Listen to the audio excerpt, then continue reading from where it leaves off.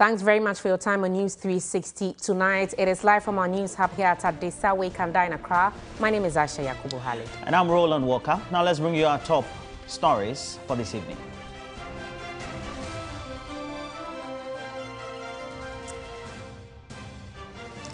Disregard for COVID-19 safety protocols at some funerals in Accra as the country experiences a surge in the pandemic. I'll also tell you how a Deputy General Secretary of the Ghana Medical Association, Dr. Titus Bayo, wants President Akufo-Addo to prove his words with actions in the COVID-19 fight. Also, former President Mahama implores Ghanaians to adopt leadership style of late President Professor John Atta Mills to help with country's development. On the international front, the United Nations Refugee Agency is calling for concerted effort to help record-breaking numbers of people forced to flee increasingly violent armed attacks in Ghana's neighboring country, Burkina Faso.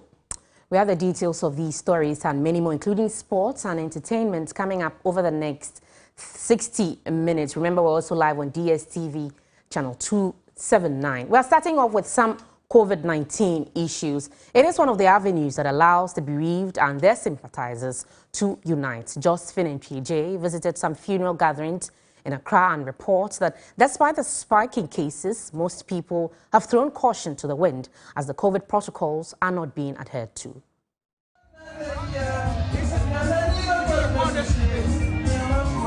It is Saturday and most bereaved families have gathered to mourn a relative or a loved one. Funerals in Ghana have most of the time been elaborate and grand. But with COVID restrictions in place, many have cut down on numbers and even have virtual funerals. But here in Bubwashi, a suburb in Accra, road leading to the funeral grounds was closed and mourners moved to the ground, some without nose masks. Hand-washing facilities were made available, yet not many used it. We have been seeing a lot of programs on social media and things shows maybe it's not true. Me like this, no, I don't believe anything. So that's why I'm also not wearing it, but I'm having it in my pocket. In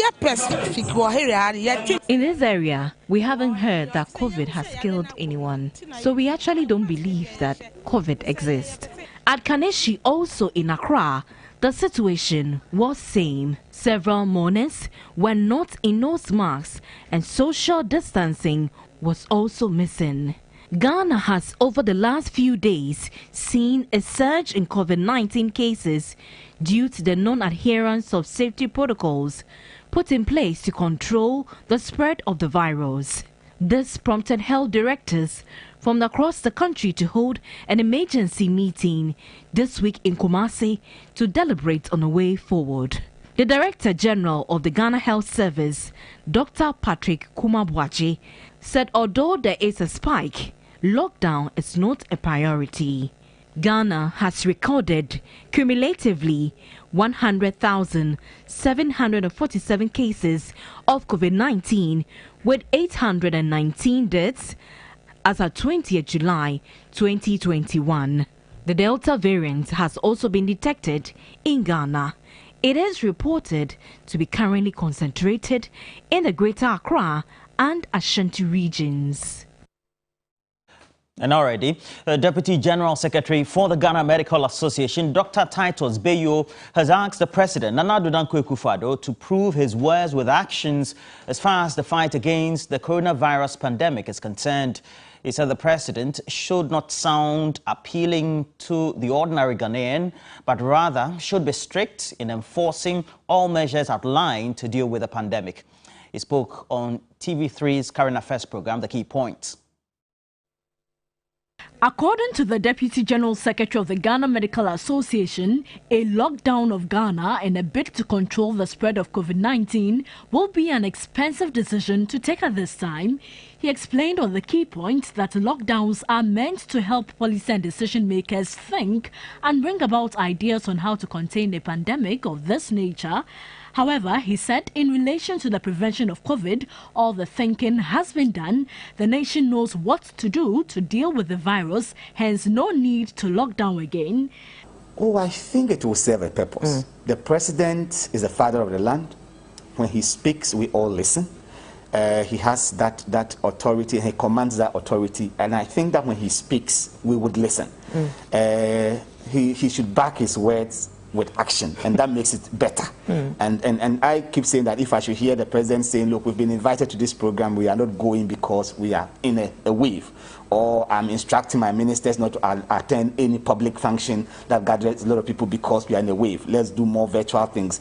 That is backing his words with action. Meanwhile, Director of Public Health of the Ghana Health Service, Dr. Franklin Isiedu-Bekoe, revealed that President Akufo-Addo will soon address the nation again on the measures outlined to deal with the pandemic.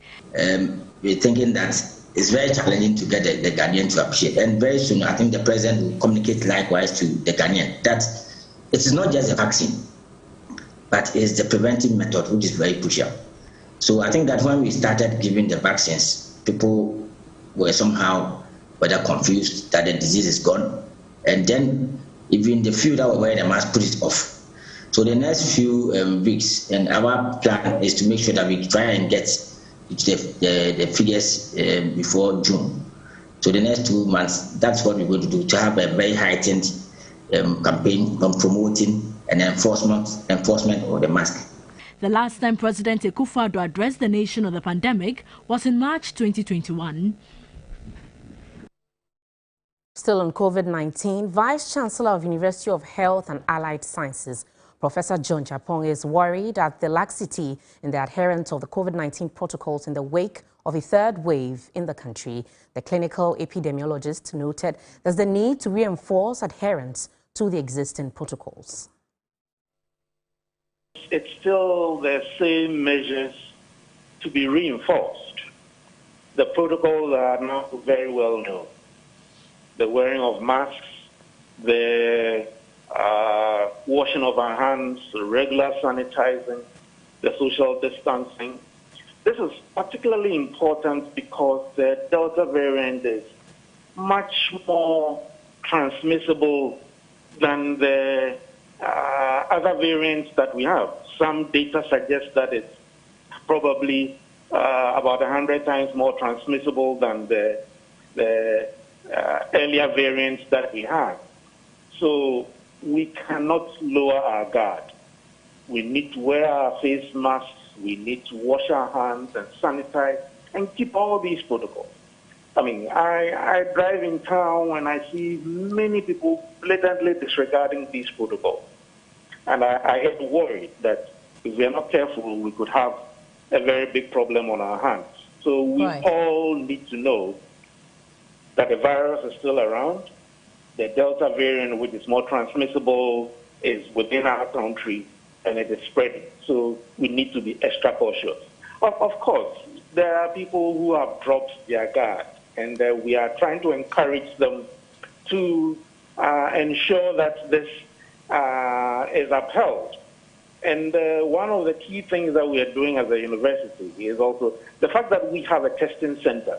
We're encouraging all our faculty, staff, and students, and indeed everybody within our university campus who begins to have any of the signs and symptoms and feel suspicious to walk into the testing center and get tested.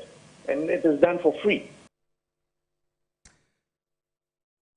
On agricultural health, the Veterinary Services Department has banned movement of poultry products in and out of the Ashanti region to help prevent any record of bird flu. Already, the Greater Accra, Volta and Central regions have recorded cases of the bird disease so far.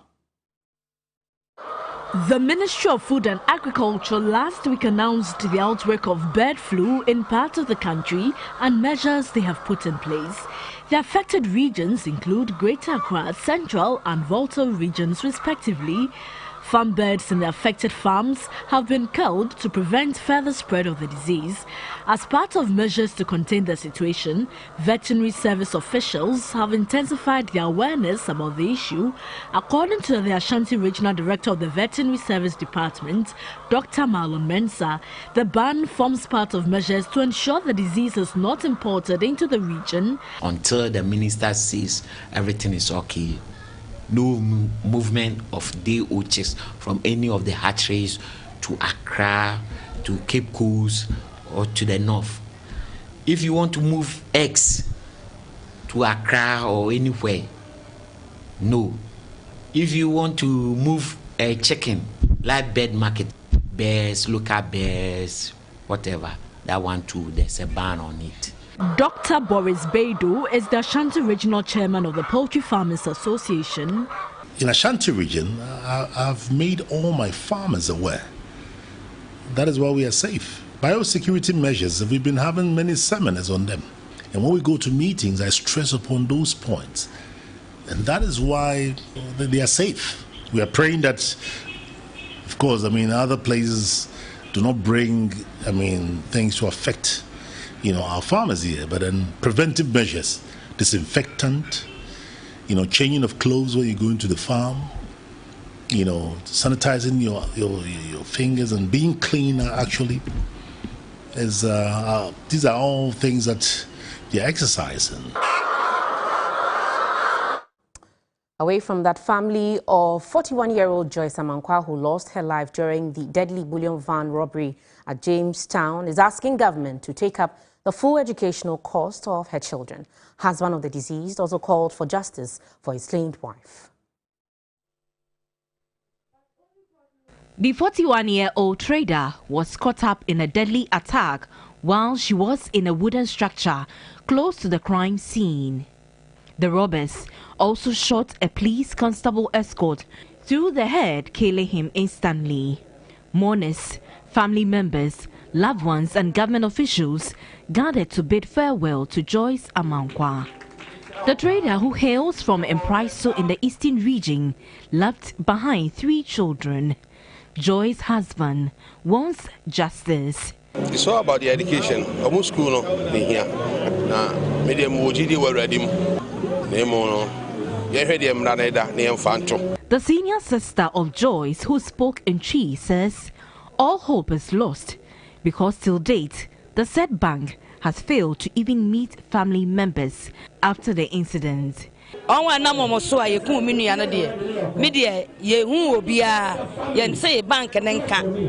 Today, yes, I say, bank ne fa collect brodua. It can be an aminu. Yes, buying Pajan and some Pajan and Nisha Abusiano. 7 million honey. It has been a month and 2 weeks, and we were told that another victim currently on admission at Kolibu is battling for her life. When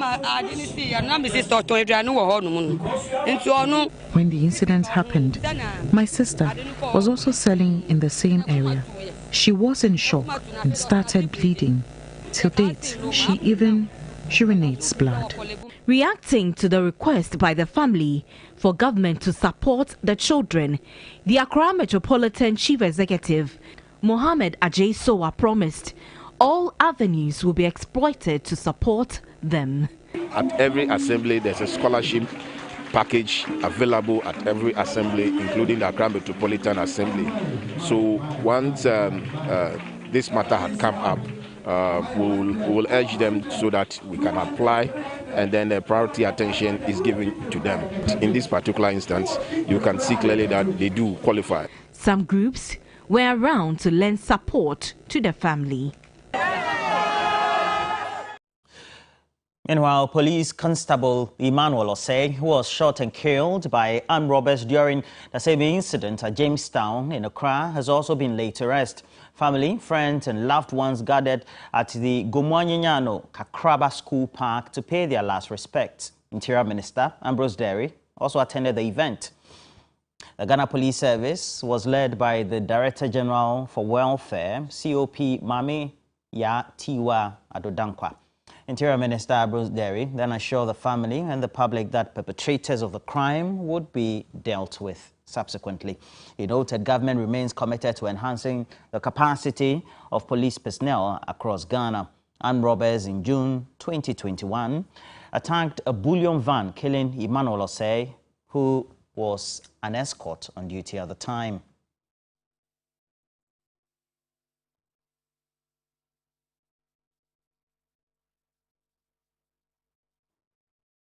And now the Member of Parliament for Ningo Pram, Sam George, has been engaged in a Twitter spat with a former UK legislator and former member of the European Parliament over Ghana's proposed anti-LGBTQI bill.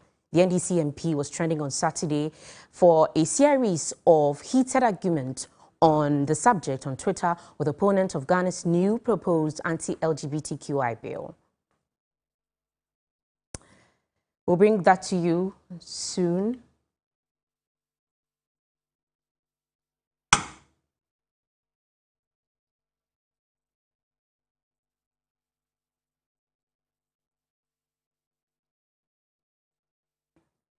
An acting Inspector General of Police has been urged to deploy only 10% of personnel as administrative staff in order to have more boots on the ground for intelligence gathering and policing. Peter Tubo, a former Executive Secretary to former IGP David Asante-Pietu, and MP for Wa West, spoke on the key points.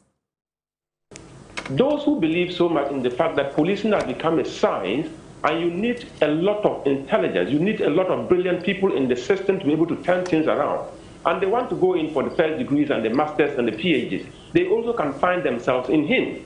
I know what he's made up of. I know his capabilities, I know his level of leadership skill, and I know what he can do. What he can do will have to be the skill set he's brought on board to pick up this job.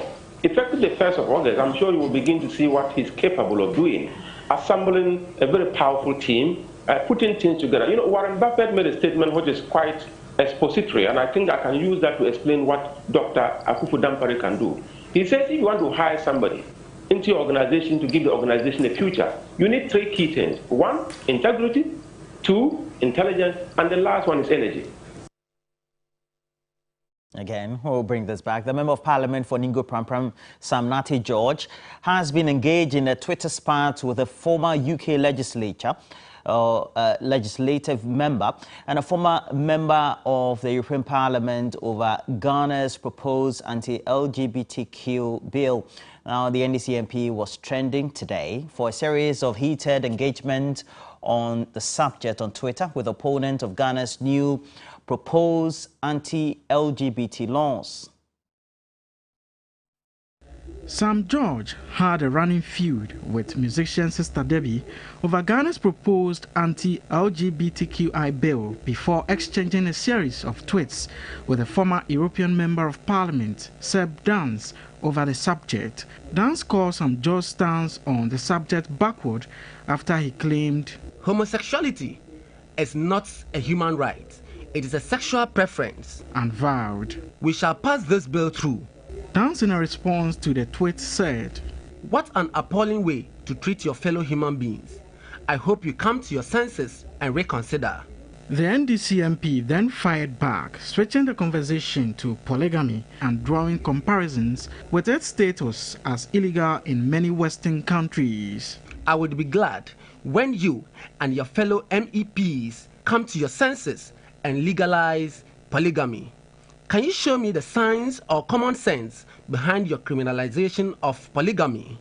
Dance then claimed the comparison is absurd, while Sam George accused him of beating a retreat. George is one of 8 MPs who are sponsoring the draft bill that they claim is designed to preserve family and moral values in Ghana.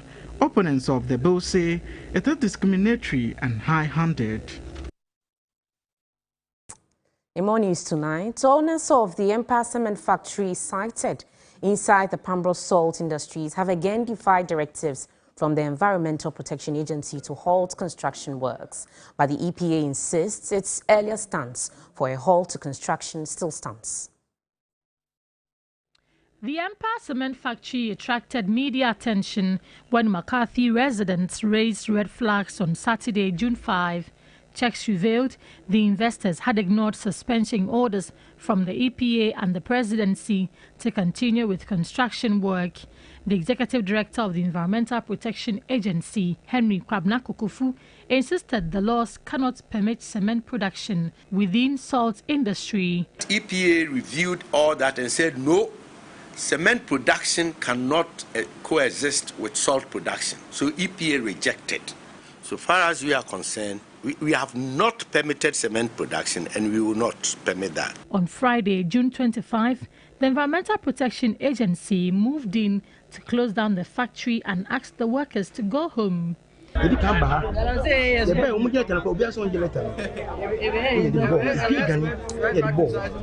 Construction workers have, however, moved back to the site in blatant disregard for the laws of the country. On Thursday, July 22, the Municipal Assembly led a group including a faction of some landlords and traditional leaders to inspect ongoing works. Yes, we are glad that a project like this is coming our way because it's going to benefit the youth, the teeming youth who are unemployed within this area. And I'm sure it's going to bring some development if they keep to their word because they have social responsibility to the people of the area.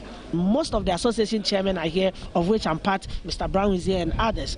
And then we know and we've seen that this thing is going to help us. So for now, we support it and we endorse it.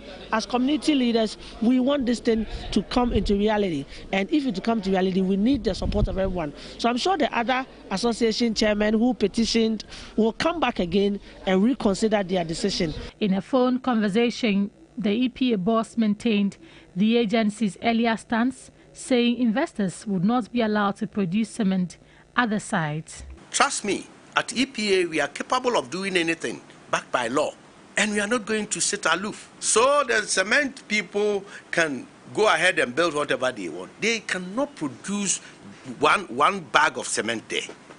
It will not be allowed. Well, okay, following up on the subject, but former President John Dramani Mahama has urged Ghanaians to adopt the leadership style of former President Professor John Evans Atta Mills to help with Ghana's development at the 9th wreath-laying ceremony for the late president in Accra. He noted the leadership style of the former president, which is humility, love for all, and also the commitment towards the fight against corruption, are worth emulating from the late former president.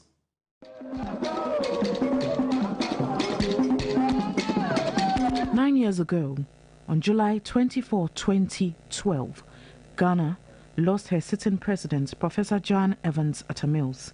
He died at a 37 military hospital in Accra 3 days after he turned 68 years. The state interred his remains in the capital at the Asumdwe Park, close to the former seat of government, the Christiansburg Castle, Osu. The 9th anniversary of his demise brought together families of the late president and some bigwigs of the main opposition National Democratic Congress, NDC, to celebrate the life and legacies of the late Professor Atta Mills. National Chairman of the NDC, Samuel Ofosu-Ampofo, touted some achievements of the late Professor Mills, urging President Akufo-Addo to rise above partisanship and unite Ghanaians. Professor John Evans Atta Mills stood for peace and was an embodiment of national unity and cohesion. That is why even whilst he was a sitting president and commissioning projects that the previous government initiated, saw it wise to invite former President Kufuor to join him to commission projects like the George Walker Bush Highway and several others. Today we are experiencing a different situation where when the NDC had initiated and even almost completed projects which are being commissioned, His Excellency Nana Akufo-Addo will only find a way of castigating and casting aspersion on his predecessor. Former President and Vice President under the late Professor Mills, John Dramani Mahama, described the late president as a team leader, adding that his achievements are unmatched. He saw anti-corruption campaigners and activists as partners in the fight against corruption rather than as enemies of the state. President Mills strongly abhorred the politics of insults. He saw politics as a contest of ideas and was constantly concerned about the need for leaders to be proper role models to the younger generation who keenly watch and may end up emulating the actions of the political class. The NDC has imbibed his value of tolerance and continues to live by it. 3 wreaths were laid in memory of the late President, Professor John Evans Atta Mills, one on behalf of his family, another by the NDC, and one from former President Mahama.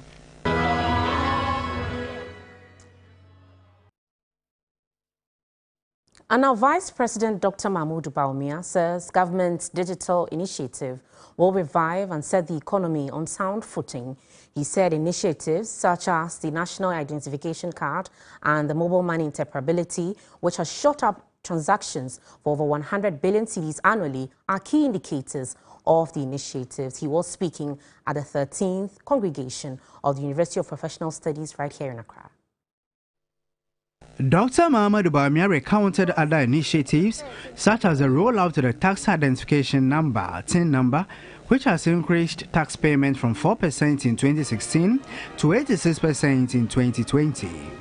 He enumerated other digital measures put in place by government to foster economic growth. Has initiated a free Wi-Fi project to provide Wi-Fi connectivity to 722 public senior high schools, 46 colleges of education, 16 regional offices, 260 district education offices, and so far 13 public universities have joined. And this is part of the work output of Dr. Matthew Opoku Prempe. The Vice-Chancellor of the University of Professional Studies, Professor Abednego Amate, said the university will soon roll out new programs, including pensions management by the next academic year. Accreditation of the following marketing-driven programs developed by the university are also at various stages of accreditation and will be rolled out in due course. Master of Science in Pensions Management, Master of Arts in Digital and Strategic Marketing and Management, Postgraduate Diploma in Leadership and Organizational Development. In all, 870 students graduated, 764 from the School of Graduate Studies, 55 Masters in Philosophy, 591 Masters in Business Administration, while 107 received Master's degree in Arts. 11 students graduated with a Master's degree in Science and Insurance, while 106 received Master's degree in Law Studies. Earlier, a former Minister of Education, now Sector Minister of Energy, and MP for Menchia South, Dr. Matthew Opoku Prempe, received a honorary doctorate degree in Humane Letters, honorary causa. My time in public office is based upon one thing, that when I leave, I want to be remembered for the value I've created during my service. The important leadership lessons that we found that it requires a person who has integrity, a person with a character, fairness, compassion, and one who is thoughtful, resolute, and results-oriented. Later, management of the University of Professional Studies hinted of a finance and accounting program for the Ghana Armed Forces. Well, among those graduating students were also our own Aisha Yakubu Halidia. Congratulations to you. Thank you very much. And then also Alfred Nene Okanse. And Thierry Nyanas, for congratulations to us. As well. We're taking a break. When we come back, we have more right here on News 360.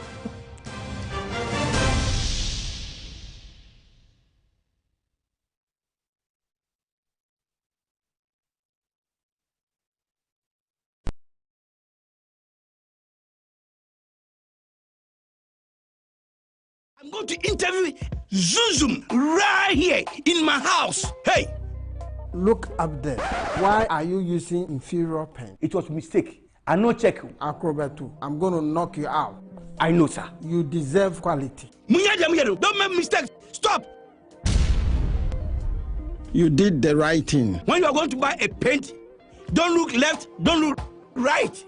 Go straight and grab the luxury acrylic paint. No be any paint, be paint. The luxury acrylic paint. Paint champion. I love football. Football can be a dirty game, on or off the pitch. Even when I'm trying to score at a party, stains find a way of tracking me down. But I don't worry at all, because I have Cleansoft.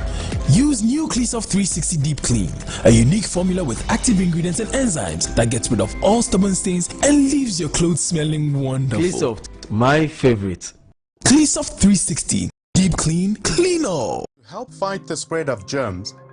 Learn Lifebuoy's hand washing habits. Wash hands with soap or use an alcohol-based hand sanitizer. Together, let's help fight the spread of germs in Africa. This advertisement has been vetted and approved by the FDA.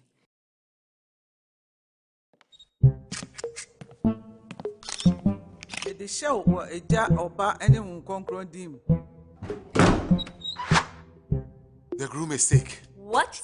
Malaria. Malaria.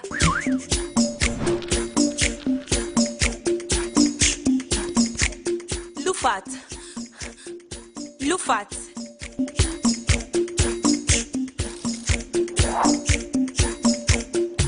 Injeja woman malaria enka won to them.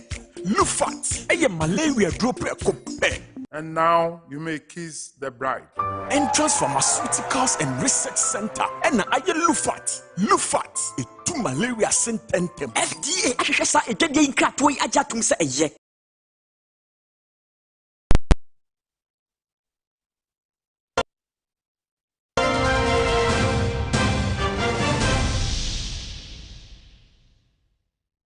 Welcome back. Now, artisanal fishermen in Ghana have renewed calls on government to effectively deal with illegal, unregulated and unreported fishing practices in the country. The fishermen, who are currently observing 31 days of closed fishing season, maintain their efforts will amount to nothing if illegal fishing practices are not stopped. The closed fishing season has been identified as a good management measure in restoring depleted fish stock.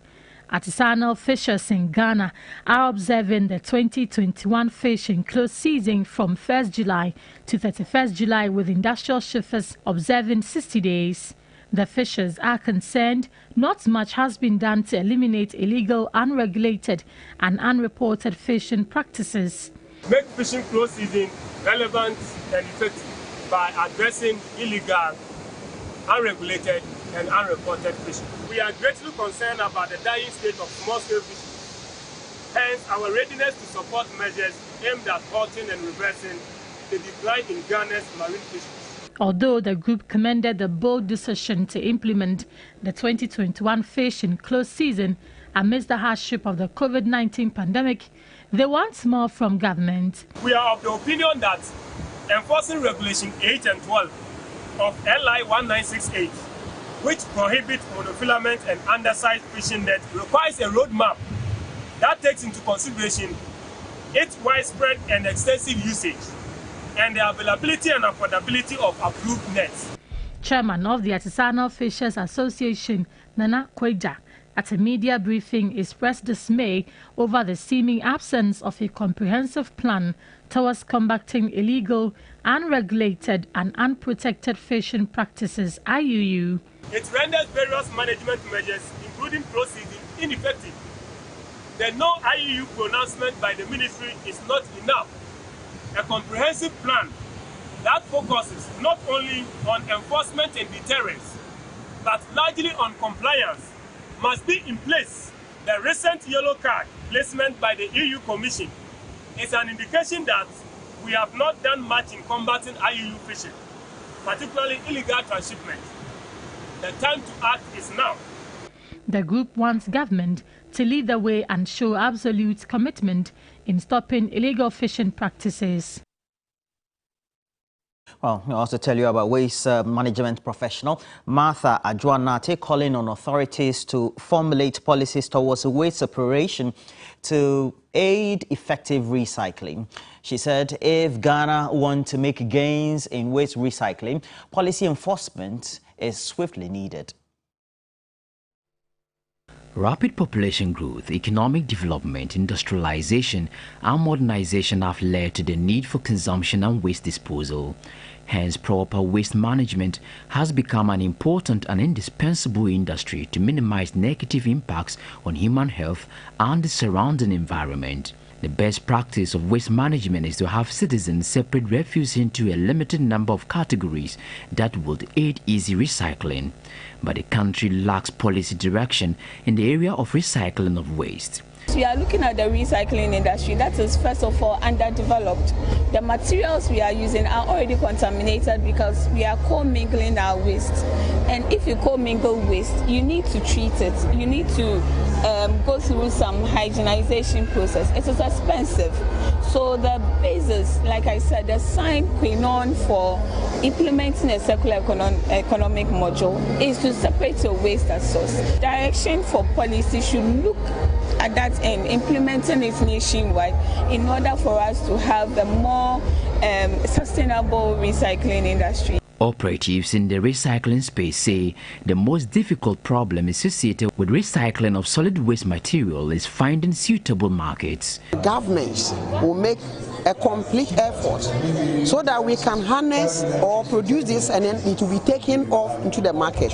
We are trying our part, but we cannot rely on only the nursery companies, the small greenhouse farms. When we have industry like the cocoa plantation, the rubber plantations there, we hope the government should formulate a policy that will help us so that at least we can produce enough of this and supply for the bigger market. Most of support we need is to be able to market the product. That was the first thing we need, and more this thing, how do you call it, more campaign over the product, and then more highlight for people to get to know the product so we can break through and then rub shoulders with the wood market. Operators are calling for support to help increase the tonnage recycled. Now, Inspired to Rise, an NGO, has held a forum to educate parents and students of Minya DA Basic School in the Ningo Prampram district on menstrual hygiene and sex education. The group, founded by TV3's Wendy Lai, is part of the organization's commitment to help reduce teenage pregnancy. The Inspired to Rise education train this time stopped at Minya in the Ningo Prampram districts of the Greater Accra region. The session was organized in collaboration with the Independent Lady Network. Indigenes of Minya are mainly farmers and fisher folks. Some parents during the season revealed that some girls and women do not have access to sanitary products due to its high cost. The girls were educated on how to prepare for their periods, as well as properly wear the sanitary pad and proper disposal after use. Knowledge about menstruation is as a result of constant conversations and interactions on the topic, and our open conversation here at Minya DA Basic School with pupils, teachers, parents helped really demystify the myths surrounding menstruation. The session afforded the team the opportunity to have conversations dispelling menstruation myth. Head teacher of Minya DA School, Eugene Achitogbi, said the initiative is timely since teenage girls and menstrual hygiene is a major challenge in the community. Difficulty is during their menstrual cycle, parents are able to provide for these kids, and therefore they tend to go and find means of catering for themselves. Sanitary items including pads and soap were distributed to the school, students and parents present. Some of the parents shared how the forum has deepened their understanding. The children don't know how to use the sanitary pad. So during your education, they will know sanitary pad is good for them. In the past, when it is time for the women in their period time, we are looking at them that there are some things that we don't need to be with them. Now let's take you up north, where the construction of a 300-meter bridge on the White Volta at Daboya in the North Gunja district of the Savannah region has started. Now the bridge, when completed, is expected to serve as an alternative route to the north and south through Daboya, Busunu, Bupe. In February this year, Vice President Dr. Mahamadou Bawumia, addressing the 43rd Gonja Land Youth Congress in Bole, revealed work on the Daboya Bridge will begin in June. Deputy Roads and Highways Minister and MP for Pru West, who was on tour of the Savannah region to inspect road construction works, noted the contractor working on the Daboya Bridge had mobilized resources to begin work on site. Even if you look behind me, you confirm that the machines are on and they are doing some drilling to test the foundations that the bridges will stand on. I'm pretty sure that they will come fully after this to come and start. He said the Daboya, Yape and Buipe roads, when completed, will boost economic activities in the area. The minister also inspected work on the 63 kilometers Daboya Mankarigu road, which is about 40% complete. The North Gonja District Chief Executive Adam Iliasu Red Bawa said the road, when completed, will open up the area for economic activities. If there are no access roads, even if you have the best hospitals in the country, you cannot access them. You harvest your farm produce, you cannot cut the farm produce to the nearest markets. That's what we have been going through. The road is expected to be completed in 30 months. Earlier, the minister inspected some roadworks on the Solawa Highway. 34 people have been arrested in a dawn swoop by the Upper East Regional Police Command. Now, the Joint Police Military Intelligence and Operation in the Boko Division is part of measures to deal with security threats in the Zebela and Tili forest areas. Now, the exercise led to the retrieval of one gold detector, 2 motorbikes suspected to have been snatched, stolen or robbed from their owners. Out of the 34 suspects, 2 have been identified as part of some 5 suspected robbers on the police wanted list in the region. The Upper East Regional Police acted on intelligence by the Special Surveillance Team that some of the robberies are perpetrated by some herdsmen who operate under the guise of shepherding their cattle by pushing them across the road, robbing motorists at gunpoint when they stop.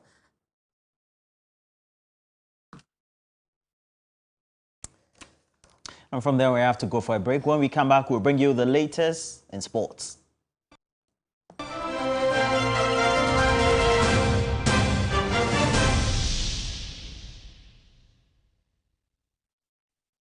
Welcome to Dewa NLA 539 Direct Draw results, coming to you live from the Brennan Hall of the National Lottery Authority. The winning numbers for tonight's draw are...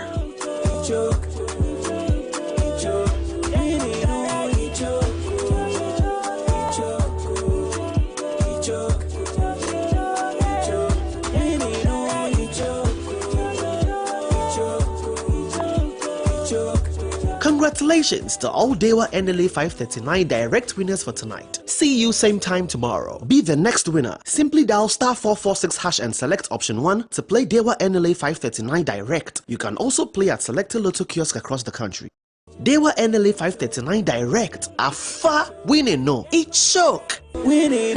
Bedi Lotto wa Ghana padia. And one Dewa 539 direct. The best lotto game in Ghana. You will hear me say, ubenya wo 5 solid magic numbers. Every bako equasi 39 mo. Wow! Directory na fa. Winning no it shock. Abra na edino. What the 2 Ghana cedis pay.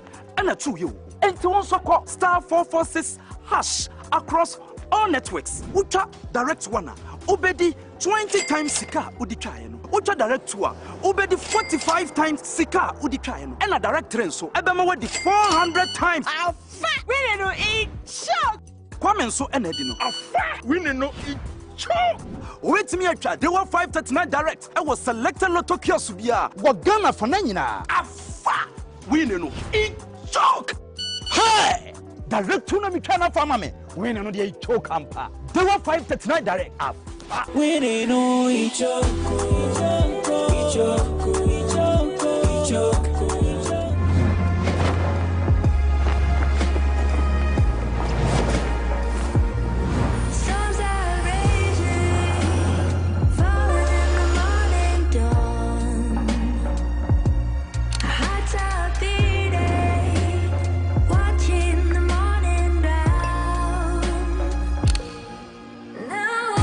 Phantom X, new Elise flagship. Be bold, be extraordinary.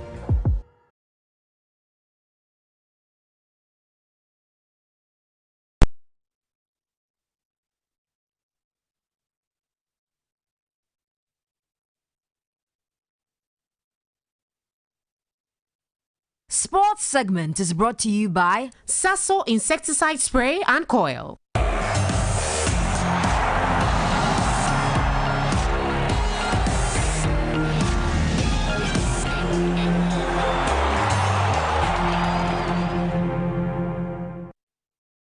It's time to do sports on News 360. I am Aniela Alote. We start off with some FA Cup news. Now, the quarterfinals of the MTN FA Cup kicked off this afternoon at 3 p.m. and the action continues tomorrow afternoon. Asante Kotoko are not prepared to let their guard down against Brekum Chelsea. Elsewhere at the Akon Park in Tema, Midiama will be on comfortable grounds when they feature Atram Academy.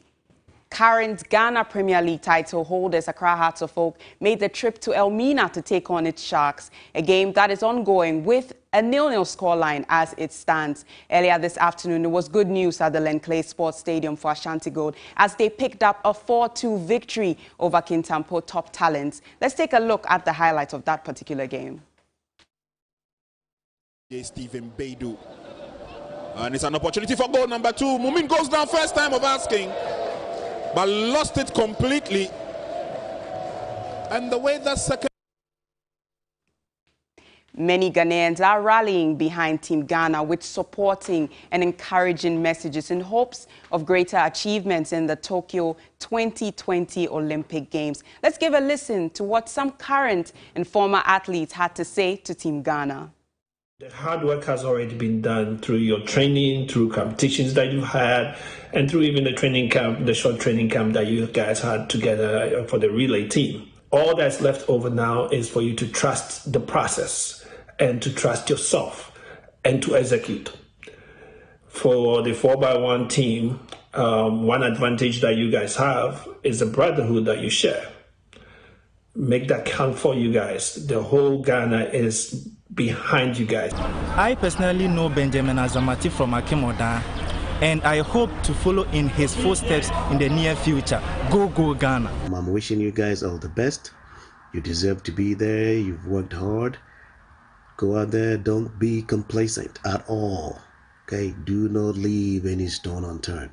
You've worked hard. Go out there. Do your best. I will love you no matter what the outcome. Warm-up Plus earlier this morning featured 3-time Olympian and 4x100-meter national record holder Emmanuel Tufo, as well as the well-traveled sports journalist Erasmus Kwao, who covered, among others, the 2012 and 2016 Olympics in London and in Rio. Here's what the pair had to say on their experience and expectations for Tokyo 2020. The biggest highlight of the Olympics for me is at London when we were at the Games Village. I mean, the Games Village is like a world on its own. You meet the superstars. You turn left and right, you meet everybody. Everybody is very free with you. The best memory I had was when we were going for the opening ceremony. People had lined up by the streets. And there was this particular school. They had some Ghanaian kids in there. So we were just passing by, and then they started speaking the P. I mean, so we virtually had to stop with a walk, go to them and interact with them. For me, that was the beauty of the Olympics, how it is organized, how people get involved, the community gets involved. Really, no, especially any Americano na any speed na 8 because we went to 9, 8 point something without the baton on now one track, you've been disqualified. Right. And also making sure say, all the baton on action in same. Yeah. And the other so say, okay, most of the time, no, all my almost 2 best times, you know. Say, yeah, time, see, the na on share them 2 best time, no, on your man started. Okay. Now the what 2 pan ediso, na ediso, to what fastest, no, on a 10 your man will finish mine because you say, I'm holding over. Okay. Still on the Olympics, let's take a look at the times that Team Ghana is participating. We start off with round 32 of the judo, and that is going to feature Kojo Anane. Also, with the boxing team, we're going to feature a game on Monday, and that's featuring T. Suleimana. On Wednesday, that's the men's lightweight, it has Summit, and also on Wednesday for the men's featherweight is Samuel Techi.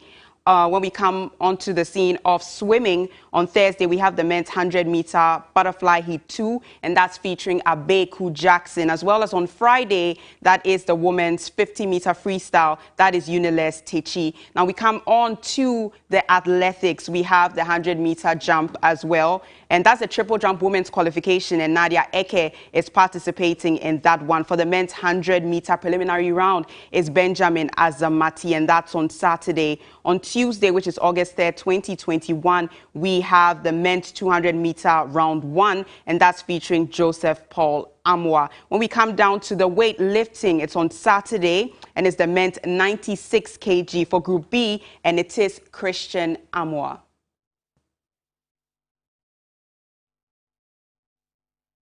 That will be all for the sports segment on News 360. I am Aniela Alote. For more news and updates, it's 3 Sports on all social media platforms.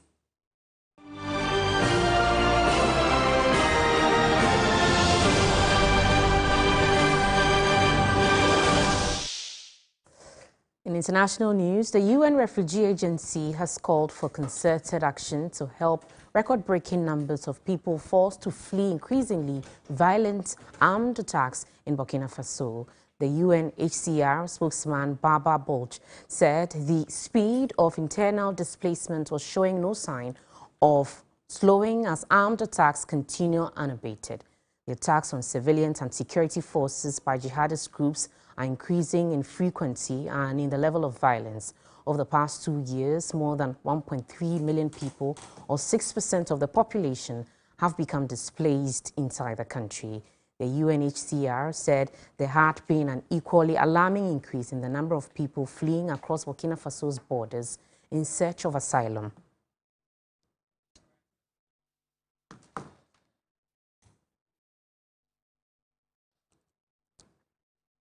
We're still on international news, and UN experts in a report to the Security Council circulated on Friday have said Africa became the region hardest hit by terrorism in the first half of 2021. This is as the Islamic State and Al-Qaeda extremist groups and their affiliates spread their influence, boasting against in supporters and territory and inflicting the greatest casualties. The panel of experts said this is especially true in the parts of West and East Africa, where affiliates of both groups can also boast growing capabilities in fundraising and weapons, including the use of drones.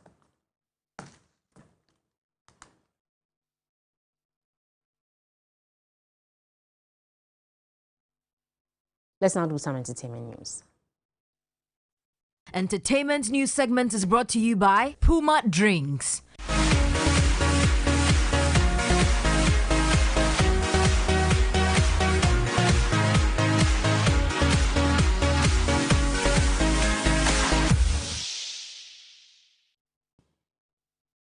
And the Director of Public Health at the Ghana Health Service, Franklin Esiedu-Bequin, says his outfit will be engaging celebrities and influencers to campaign for adherence to COVID-19 protocols, especially the wearing of nose masks.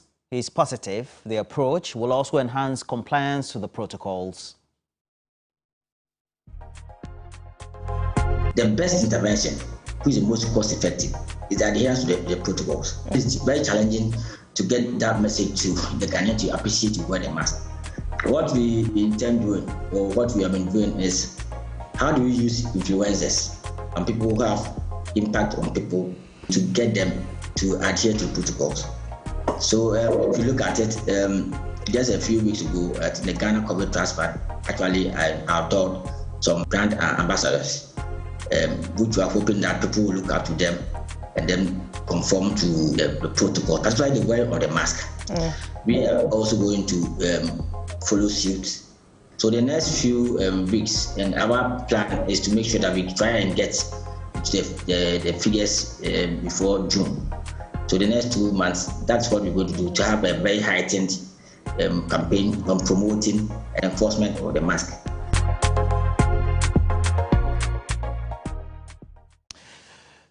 And music legend Kojo Antwi says being honored by the Otumfuo Osei-Tutu the second and also the governing board of the 2021 Millennium Excellence Awards is a major step in his quest to becoming a statesman. Speaking on Simply Showbiz, the maestro said he would also continue to use his lyrics to bring people together, unite the nation, and also advise young people.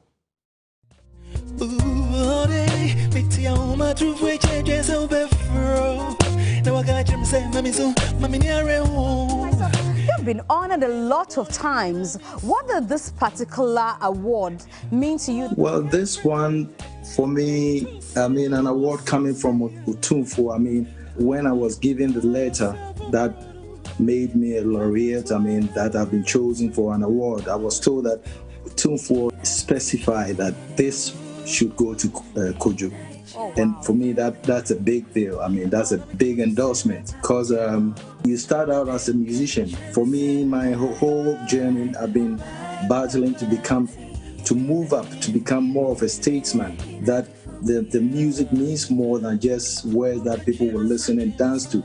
But now if people like Utumfo and the whole team are seeing it, that the music, the lyrics, the image that you show the young ones and everything is part of nation building. Whatever we say in our songs means more than just listening to it for entertainment. That's a big deal to me, because for me it's the first step of becoming a statesman, and that's what I seek to become. Someone who can bring people together, unite the nation, and advise the youth where possible, and this is the first step for me.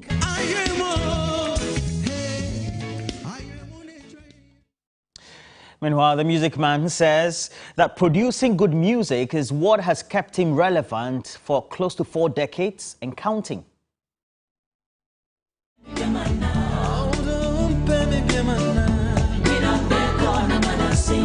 I mean, it is a blessing from God. I mean, now if you ask me, how did you get into music? I'll tell you, music found me. I'm a vehicle being used to spread positive message, to spread love, to make the home a peaceful one.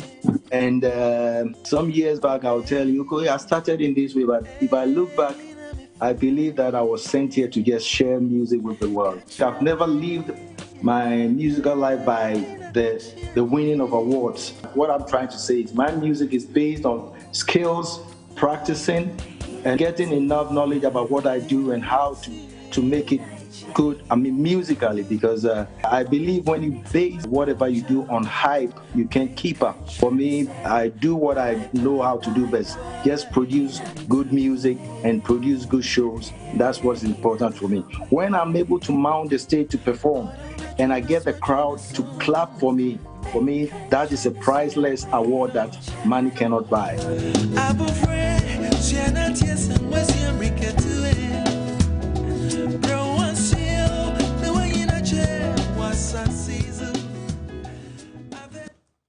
It has to be Kojo entry any day, any time. Timeless music. Yeah, very timeless. Well, that'll be it for News 360. My name is Roland Walker. And I am Aisha Yakubu Hali. There's more news on 3news.com. Enjoy the rest of our programs. Good evening. Bye-bye.